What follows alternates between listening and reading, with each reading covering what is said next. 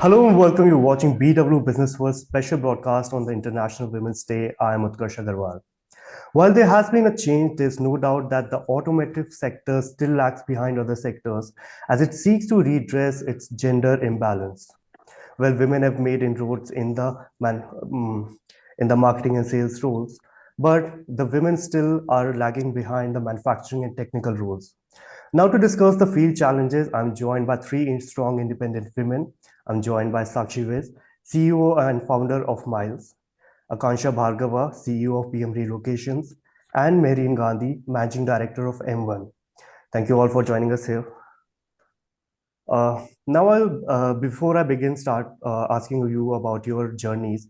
Sakshi, I'll begin with you by asking about, as I mentioned in my introduction, that we see very less women in the manufacturing and engineering roles. What do you think is the challenge, and how do you see this?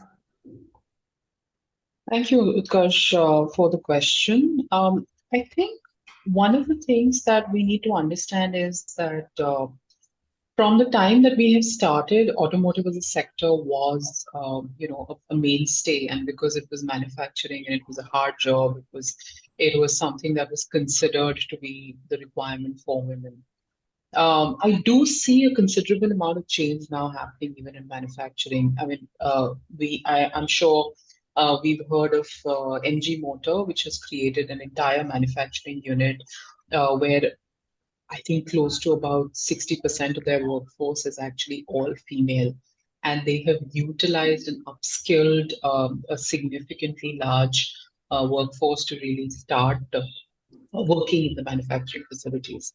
What it takes, though, is a significant amount of acknowledgement of the gaps that exist, which could range from just the inability of the general workforce, the general inertia to change, and also not having enough women in even the central roles or in the decision-making roles in a lot of automotive sector, places. Having said that, the example that I took is headed by a wonderful gentleman in India who has taken this call and said, "I want to, make sure that there are enough women in the manufacturing facilities of MG as well." So I think that that change really requires somebody to pick up the stick and say, "No, sorry, and I don't accept that women cannot work there," because I mean, obviously they can. There are enough examples across the globe. So yeah. Okay. Akansha, what do you think? As Sakshi mentioned, that there has been a change, but do you still think that women fear while taking the manufacturing and engineering roles? I think I sort of agree to an extent that, of course, we've evolved a lot from where we started. Like, I mean, I've been in the industry for 17 years as an entrepreneur. Back in 2007, business was very limited in the way people looked at normal sense of business. Women were supposed to do things that were conventionally owned by them, like, which people sort of relate them to do better. And it was very rare that the unknown route was taken. However, I think as time has moved, we have become, I think, more aware of the sense that today women, if you put them into center of any role, they sort of can turn things around very quickly because of the multi-dynamic nature they are from. So I think the acknowledgement is definitely happening. However, so much to do because there is still that hesitance of picking things which are not very conventional, and also lack of I think benchmarking out there. You often have heard people saying that this is the person done this and hence you can look up to that, but very rare you will find women who in the past have done things. So it's obviously, I would say our generation is very responsible now to take that baton and set a benchmark. So I think it's changing, but for sure, when you hear people, entrepreneurship today, you still have that hesitance. But yes, I think women and young girls are looking to move into the unconventional zone now, be it anything, in fact, not just manufacturing, engineering. Okay. Mehreen, as Akansha mentioned, that the young girls now have started taking the roles. You are very young, so what motivated you to take this role, and how did you start your journey?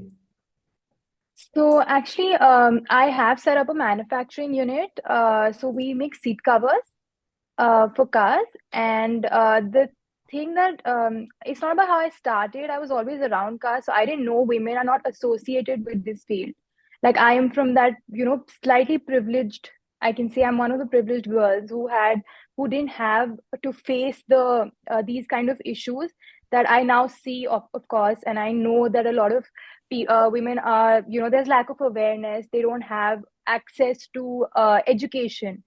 So when I run a proper factory, so like we have more blue collar there, and women are not given like they don't know about their rights.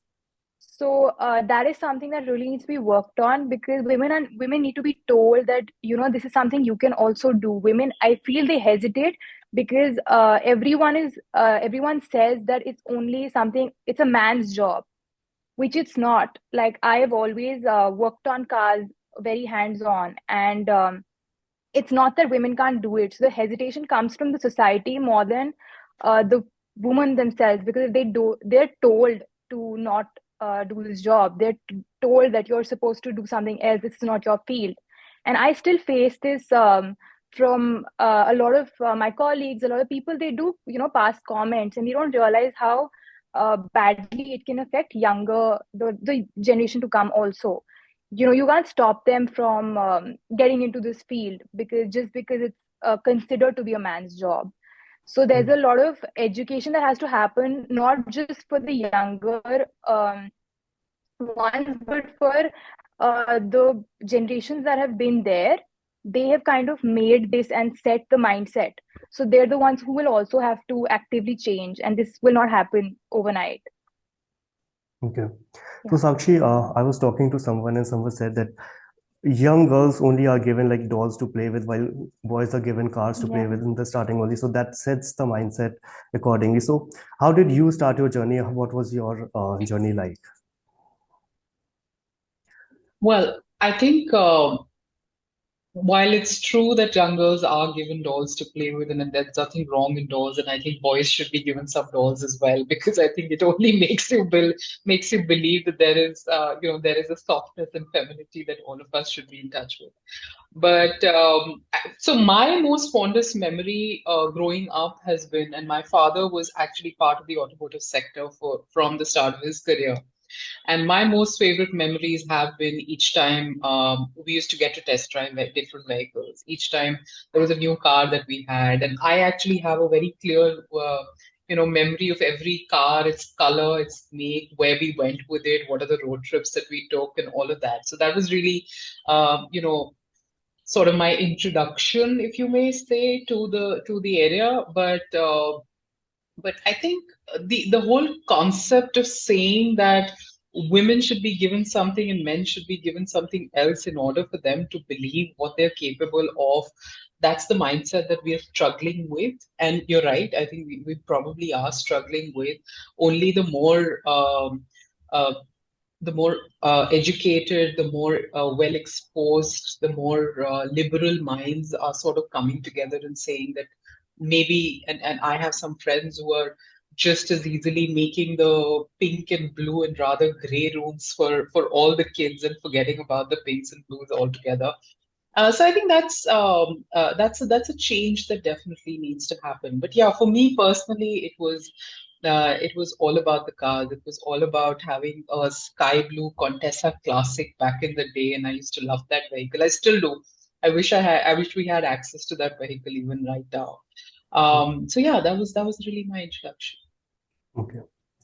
Akansha, if I'm not wrong, you mentioned it's been 17 years you've been in the industry. So back then, what motivated you to start your role? How has your journey been? So, I am part of the relocation and the mobility segment where transport, car movement, vehicle, trucks are like synonym to that industry, right? So, um, I think when I started, my fondest memory, I mean, because my dad was in this industry, and for some reason, I just could not imagine or believe when I started working that I was told that this was not supposed to be something you were supposed to do. Because while I was growing up, I did not even know that this is not an industry where women should not be. Because when I look at a house and I look at how people move, and the kind of things one needs to settle in a house, it's always my mom that used to take the shots. So I never understood when people said, no, it's a male dominated industry because you have packers, you have truck drivers, you have, so we have to move vehicles on car trailers. So there are transporters. So we basically deal with all levels of people. So I think my passion began from the time when I was, I think, 4 years old, and I used to go to my dad's office every summer. And when I started, we were a team of about 15 odd people in the office. And today we're about 700 people. And mostly, out of that, about 450 people are your blue collar staff, which is your, we have about 89 drivers and 15 helpers. And so we have a huge team of truck drivers. And back then, it was sort of a very, very unconventional idea for someone to be in a business where you had to deal with these people on a daily basis. But I think when you look at the in root of this industry, I think it's all about compassion. It's all about understanding what's your end customer requirement, what do you want to deliver, and if you're passionate about that, I think it's all a process. You could be, making luxury bags, or you could be making cosmetics, you could be, you could be making jewelry, or you could be moving homes. At the end, you're just servicing your customer, and you're trying to bring together a problem solution for your client. So for me, it was always that. And everybody who's part of my journey has taught me a lot. So I think we learn so much more from the people who are at that level than we ever learn from anyone. So I think I have always understood so many things better when I'm at my warehouses. So I think it's been 17 long years, many stories around that, of good days and not so pleasant days. We've moved, like, we've packed in rains, we've packed in COVID, we've had challenges during the entire pandemic, because house shifting was the biggest challenge to happen as people were moving, yet they were very paranoid. Our packers were moving into PPE kits. So it was a difficult period, but I think as every opportunity comes around, it sort of teaches you a lot too. So that's been my story. Okay. Mehreen, you said you have been among some of the privileged ones. But as Akansha mentioned about the family support, so how was your family support for you to start your journey in this field? See, my parents were hesitant. If I would have said I want to become like a makeup artist, I said I chose the detailing business, which is beautifying cars. So I'm sure they would have been happier if I picked something else, because the world they felt is cruel. And, out there in the field that I'm in, you would see a lot of women in corporates, but you're not going to see a business owner at a slightly in a smaller medium industry. You wouldn't see women in these roles. Unfortunately, that's how it is. So they were really scared for me. That's it. Like, they knew I've always been around cars. That's what I want to do. But so it was tough to get them to agree to it. I did a few jobs first to, convince them in this field that, let me do it. So it would have been easier if I would have picked something else. But yeah, they were very supportive once I started. Just the whole, Indian mindset of just the fear that the daughter is getting into a field like this, which is completely male dominated, and especially at where I am. Most of the people that I work with, or are at the same position as me, are all men. So it is slightly tough. And, at an early age, if you start this, you're dealing with, all kinds of people. And I hadn't been exposed to that. So that, like, my work got me exposed to that. And it was slightly tough to convince them. But when they saw me do well, they're okay now. Okay. Yeah. So Sakshi, as everybody said, that automotive industry is majorly seen as a male-dominated field. So what necessary steps do you think we need to take to promote women leaders more in the industry? I think there are a few fundamentals that we first need to realize which are lacking as far as the industry is concerned, and they're lacking across the board. And this is not just in automotive itself, but also I think across any so-called male-dominated industry. There is a lack of first of all enough people at the top who are a diversity at the top to take decisions which are more inclusive. I think the second thing is perhaps an understanding of what are the uh, infrastructure arrangements that need to be done as far as making sure to make sure that there are women who can comfortably work in an environment which otherwise was only formulated for men. And this is a classic example that I'm sure a lot of us have experienced when we started working. I experienced it for sure that when I started working, and I went to one of our offices in Bombay, and because that office only had all men, they didn't have a washroom for females. And they actually suggested, why don't you go to the neighbor's washroom, right? Now, this is something very fundamental and basic, but I think organizations need to wake up to that reality as well, especially in manufacturing, engineering works, where for the longest time the change has been a struggle for most organizations.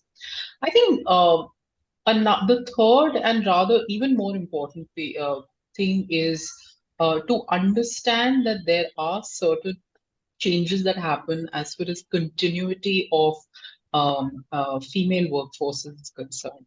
Females do have to go through certain biological changes over the course of their lives, which do require them to be away from workforce traditionally.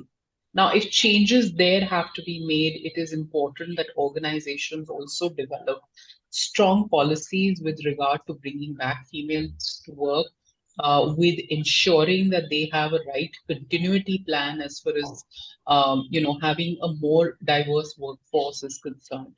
So I think those are probably the three things that I'd say need to be done. Okay. Akanksha, what do you think? What necessary steps do we need to take to promote more women in the automotive industry or the technical fields? Like she said, it's not just about automotive, but I think so-called every industry that sort of is termed as male dominated.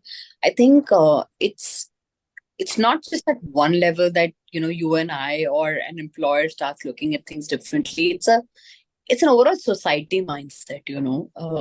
When like Mary mentioned that when she started, her father was a little hesitant that would she be the right person to do it, not because she would not be capable. It was not the worry. I'm sure it was not the worry that she's not capable. She must be great and very capable. But the worry that will my child manage the whole stigma and the challenges that will come around with the fact that how you even trying to do this, right? So I think it's not just uh you know the people who are employing or the employers or the employees. It's families, to begin with. I think it's so important for schools, for that matter, to start talking about all kinds of things that women can do. Entrepreneurship today in sort of in schools which are more privileged, like private, they are obviously doing these things at a very different level. But I would say government schools and much lower levels, where it's important to start talking about examples, giving them a mindset to think that you're not just supposed to do an X and Y. You can take the route of Z, you can take the route of B, whatever you want to do, take that route till you believe in that route. So if that belief system starts happening right from that level, I think by the time you get to a point where you have to decide what to do, you're so fearless that you really don't bother.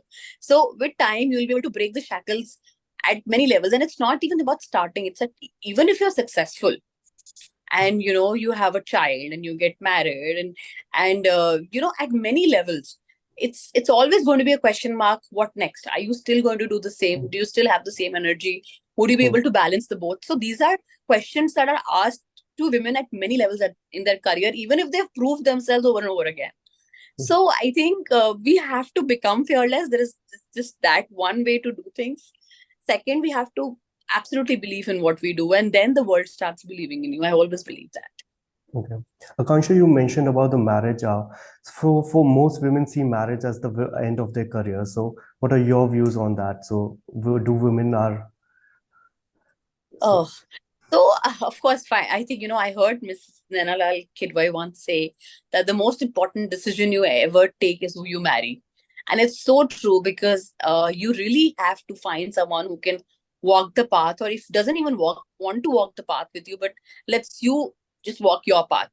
So it's important, very important, to have the right person, because it's not just that person, it's everybody around you who will try to make things look very difficult, make it sound like it's a big deal that you are doing the next thing, husband doing something else. Like I used to travel like 200 days um a year when I was married, and we were absolutely okay with it. So, but the world around you would be like, you're traveling so much, you're doing this. So it's not just that partner, but so much around you.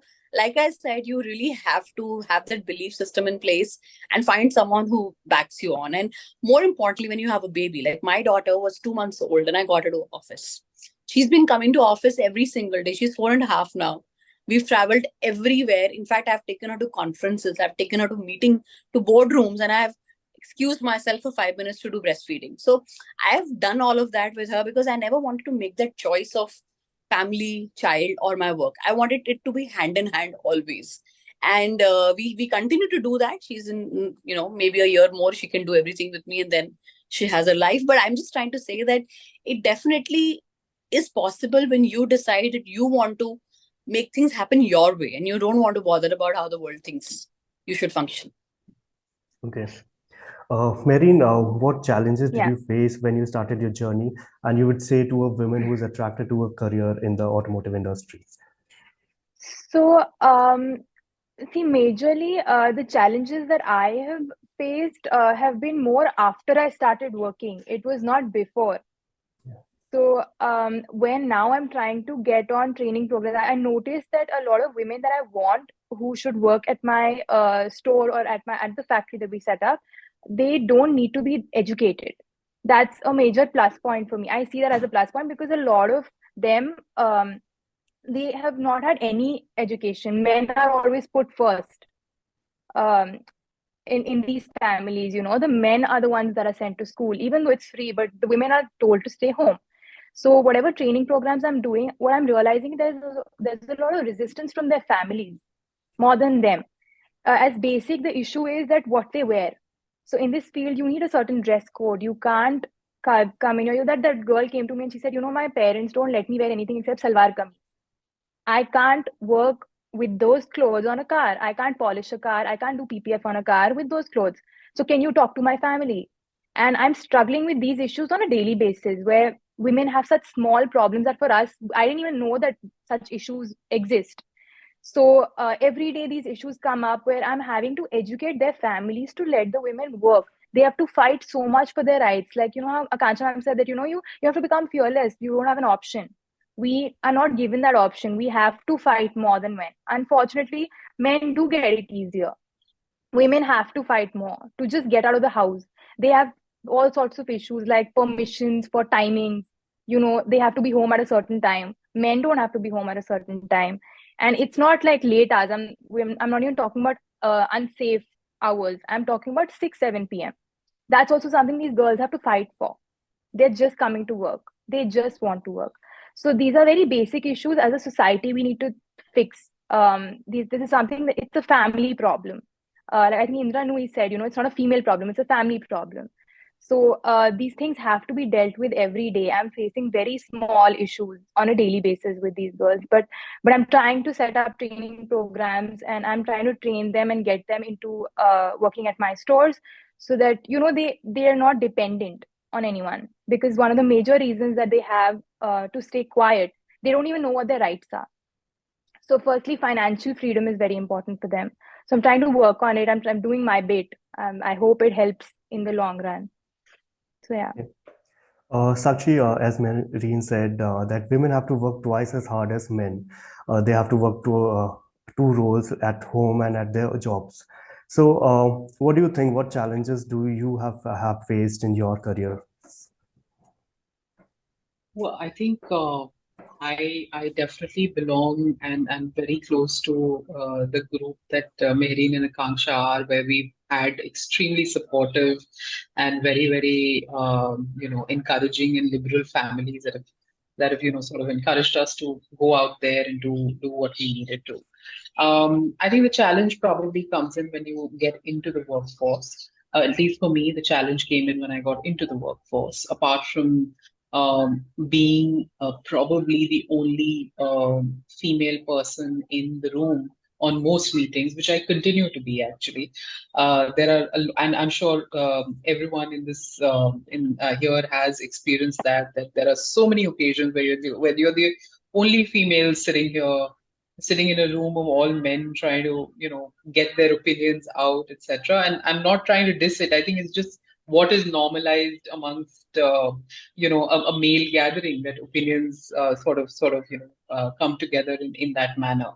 So I think starting from there to figuring out the entire challenge of how do you make it normal for women to start seeing an industry like car rentals and now subscription, which is what I am working on at Miles, and really making sure that the workforce becomes more and more diverse. I think when I started out, we were even struggling with HR people being females for this industry, because everyone thought there will be enough industrial and labor law issues that one will have to deal with, and therefore most females never wanted to join the space. We now continue, and for the longest time, we've always had a large chunk of the team, and at least about 40% of our team actually being females in most departments. We also, over time removed that barrier of saying certain roles we will only interview men, which used to happen, especially on the operational space. Because I think that was archaic for sure, but it was also something that was born out of years and years of normalizing what work was meant for men and women. So I think that was definitely something that one needed to do. Uh, I think the other important challenge has been to get enough women to join, as in our industry in particular, enough women to join as drivers. That is a challenge that actually I still struggle with, and that honestly has to do with a lot of the regulations that are there in the, as far as the Motor Vehicles Act and the driver, activities are concerned as well, because commercial driving licenses require a certain number of years of experience before they are provided, and there aren't enough females who've driven that long who are ready to come and take a commercial driving license. So it's a challenge to really have a large enough female driver workforce in our industry in particular. Even though without fail, I think every brand, that every organization that's been launched in this space has done their bit, and I absolutely believe that they have. But there is a regulatory challenge there that we all struggle with in order to get enough females to join the workforce. So yeah, I think those are some of the challenges that we've sort of tried to overcome, continue to overcome. But I think I'd like to say that we're probably making slightly decent progress over time now. From where we started, there's obviously been a sea change. Akansha, so as Sakshi said that still the work is in progress. So what would you advise to women who are attracted to a field in the automotive industry? There's only one. Firstly, I think entrepreneurs and women personally don't need advice.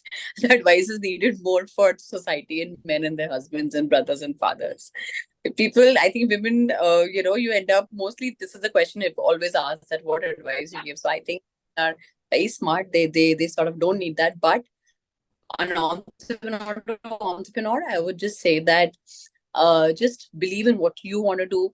Be it any industry, there will be challenges everywhere. It's not just our industry. It's obviously very stereotyped. You will have situations where you're the only woman out there in a room, and people will look at you and say, will you really be able to do this? But if you're confident enough to say that yes, you can, then you really can. That's the only thing that matters. You wear your confidence on your face, on your sleeves, and that's it. Okay, all right. So with this, I would like to close the session, and I would thank all the women for joining us here. So thank you so much for joining on this special broadcast for the Women's International Day. Thank you all. Thank you.